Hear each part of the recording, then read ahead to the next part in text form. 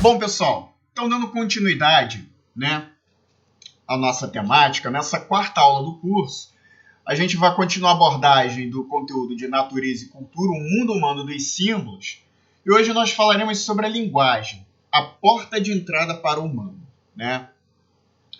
Então, a gente já começa essa aula começando por identificar o que há de comum e o que há de desigual entre o ser humano e os animais, Então, as especificidades do nosso gênero deixam claro que as diferenças existentes não estão apenas nos graus diversos de inteligência, pois enquanto os animais permanecem mergulhados na natureza, nós, humanos, somos capazes de transformar a natureza em cultura. E a cultura ela se torna possível graças à nossa capacidade de simbolizar.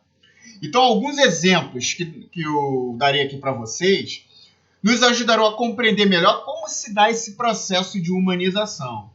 Então, o primeiro exemplo, Segundo relatos, por volta de 1920, foram encontrados na Índia duas meninas que teriam crescido entre lobos. Essas crianças não possuíam quaisquer das características humanas. Não choravam, não riam e, o mais importante, elas não falavam. Então, o seu processo de humanização só tem início quando elas passam a participar do convívio em sociedade. Então, um exemplo notável para esclarecer esse processo ocorre nos Estados Unidos com uma menina chamada Helen Keller, Ela é uma célebre escritora que, nascida com deficiência visual e auditiva, ela não teve condições de aprender a falar. Assim, ela permanece até a idade de 7 anos, quando os seus pais contratam a professora chamada Anne Sullivan, que foi a responsável por introduzir Ellen ao mundo humano das significações. De início, pelo sentido do tato, Anne dedilhava sinais nas mãos da menina e relacionava-os com os objetos, sem saber se a criança percebia a relação entre o sinal e as coisas. Certo dia, ao bombear a água de um poço, Ellen dá o passo definitivo na direção da linguagem. Em sua autobiografia, a escritora relata: minha professora colocou minha mão sobre o jorro. À medida que o fluxo gelado escorria em minha mão, ela soletrou na outra a palavra água. Primeiro devagarzinho e depois mais depressa. Fiquei quieta.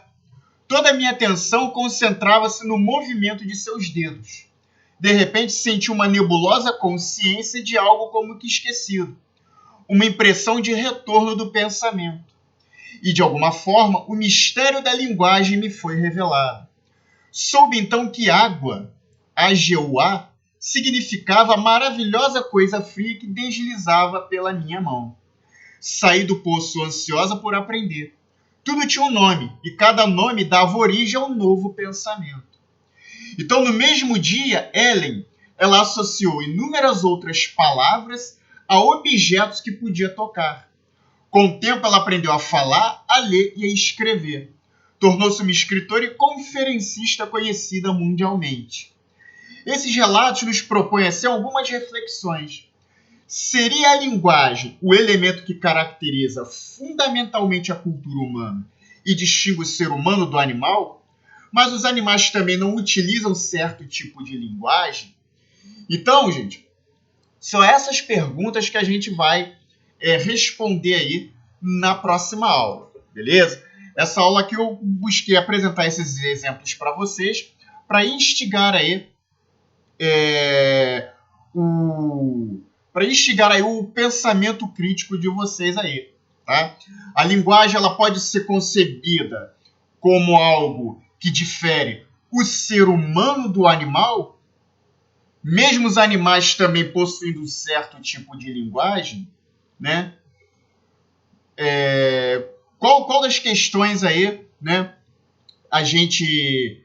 Qual seria a resposta aí no caso para essas questões, Então isso aí a gente verá um pouquinho aí na próxima aula, beleza? Enquanto isso vocês vão pensando aí nessas possibilidades, beleza? Mais uma vez eu peço para que vocês se inscrevam no canal, ative o sininho de notificações para ser lembrado sempre que lançarmos novos vídeos aqui no canal, curta o vídeo. Se possível, compartilhe aí com seus amigos aí nos grupos de WhatsApp, das suas redes sociais, beleza?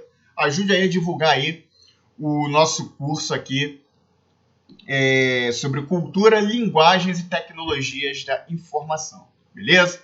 Então, vejo vocês lá na próxima aula.